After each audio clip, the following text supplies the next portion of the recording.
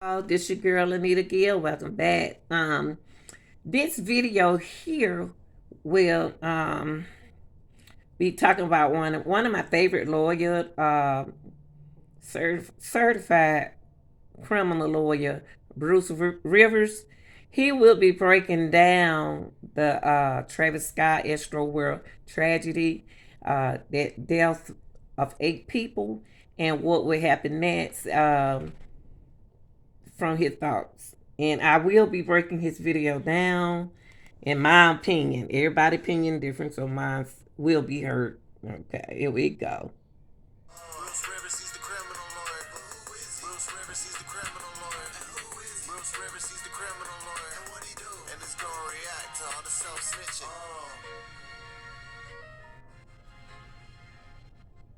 Hi, this is Bruce Rivers. Welcome to another episode of CLR Criminal Lawyer Reacts. I'm Bruce Rivers. Hi, Bruce. I am a board-certified criminal defense lawyer where I actually go over there and try cases. And today we are reacting to Astroworld.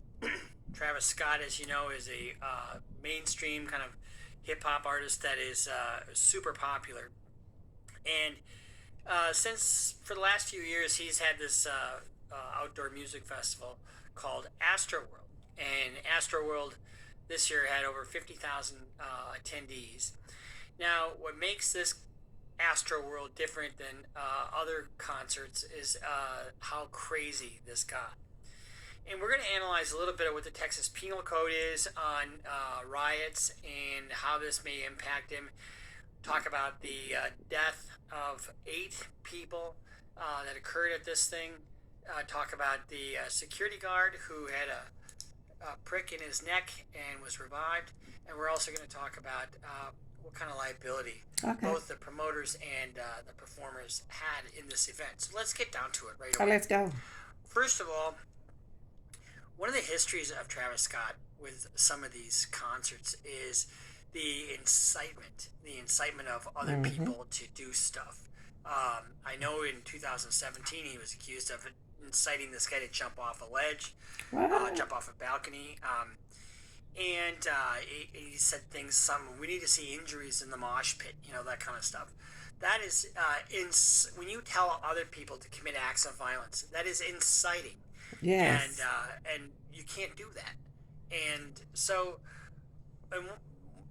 one of the things that happened here that you got to look at what the red flags are to establish some kind of liability, whether it's civil or criminal.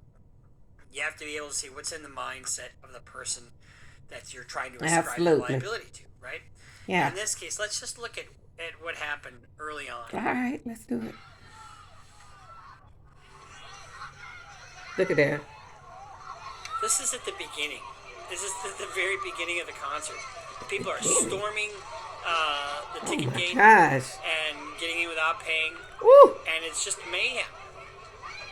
And this is before the concert even starts. What?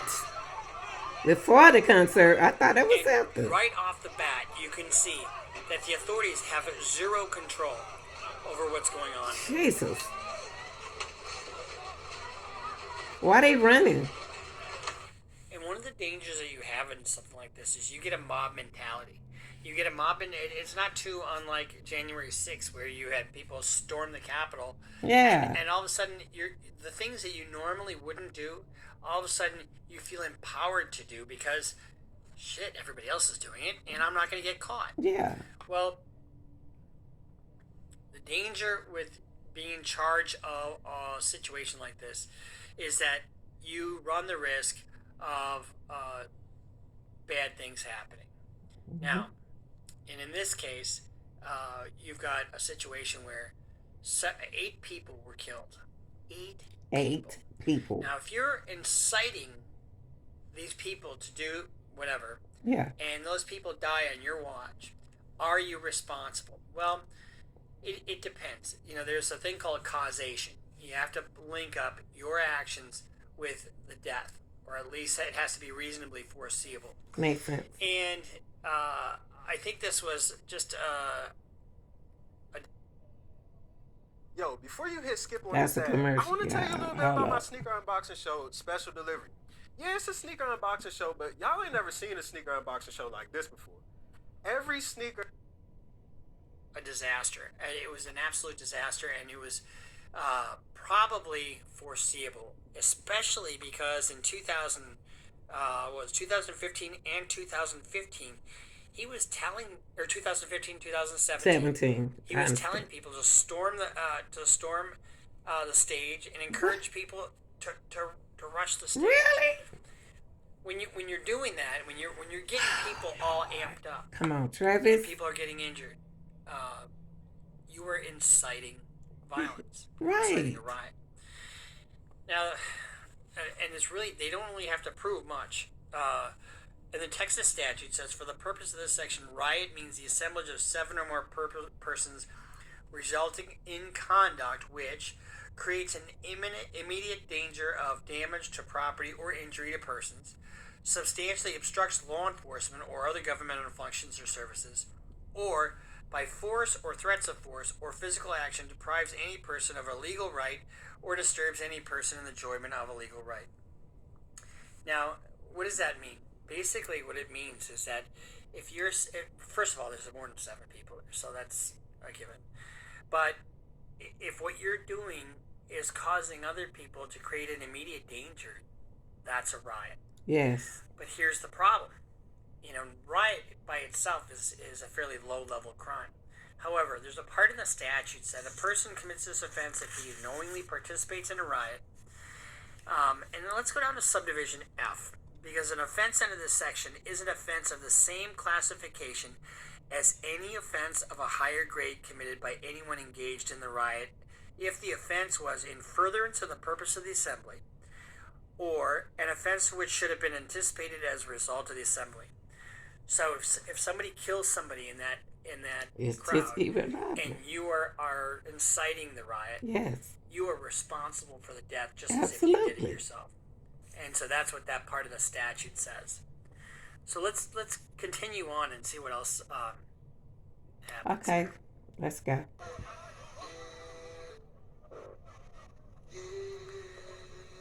So there you got Travis Scott above everybody else, Thank you. right? And he's doing his thing, And he and can that see. is not inciting a riot. However,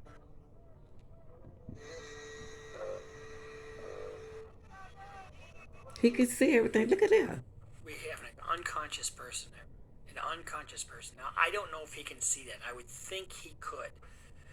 And if you could prove that he saw that and wasn't doing anything about it, there's certainly a civil liability because he as a concert promoter, you have a duty That's to right. ensure the safety of the people that are there. You absolutely have that duty. Yes.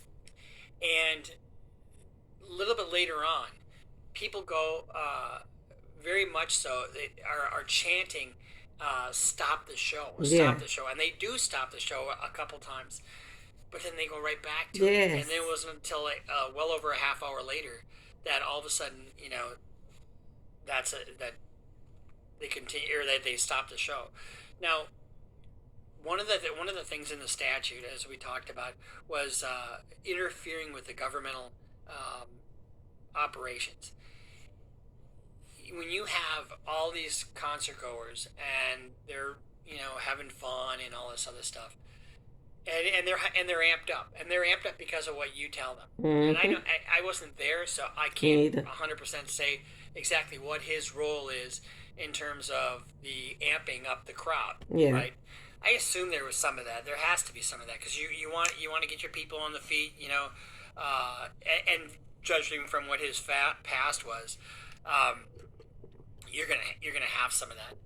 But the medical personnel and the law enforcement personnel were having a hell of a fucking time getting through the crowd, getting through to the people to get medical help. Okay, I'm gonna skip some of this. There we go. Let's start right here.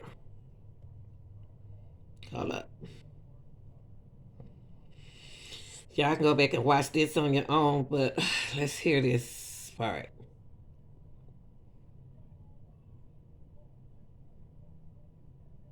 anytime I can make out, anything that's going on, I stop.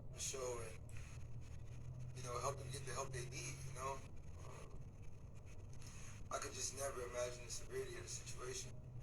Um, Well, that is a positive thing that he's saying there. I mean, he really does care. It appears, Yeah. and but he already said it. I could not even have imagined the severity of the situation, which is probably true. Mm-hmm. we're working closely. We've been working closely with everyone to just try to get to the bottom of this. The city of Houston, HPD, fire department. Everyone help us figure this out. So if you have any information, See, this is the exact right tone, and you can tell he's in a lot of Yeah. anguish over this. And I don't think for 1 minute he wanted anybody to die, No. or even thought anybody was going to die. please just contact the local authorities. Um, Everybody continue to just keep your prayers. I mean, I'm honestly just devastated. I could never imagine anything like this just happening.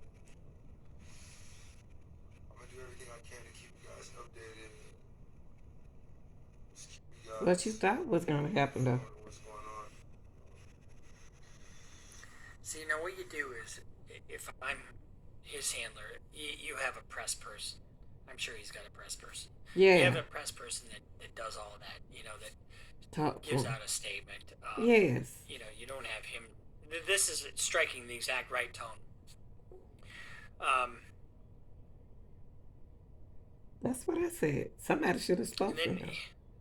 I was an EMT all through college. I drove an ambulance, and I've never seen anything like what we see there. Um, you see, there's a video here of them trying to take this woman away on a stretcher, and then they drop the stretcher. Yes. It is, and it's just mayhem. It's just absolute mayhem.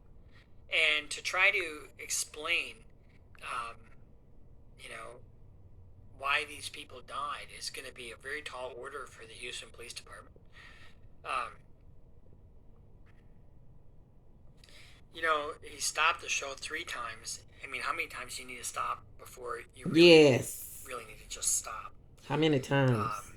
And the fans were screaming, "Stop the show! Stop the show!"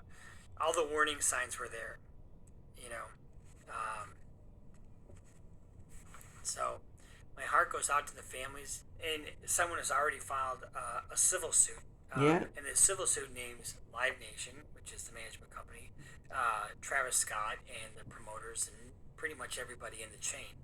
And they're alleging that they failed to properly plan for the safe execution of this concert. All right, About y'all. the risks and their I'm gonna responsibility.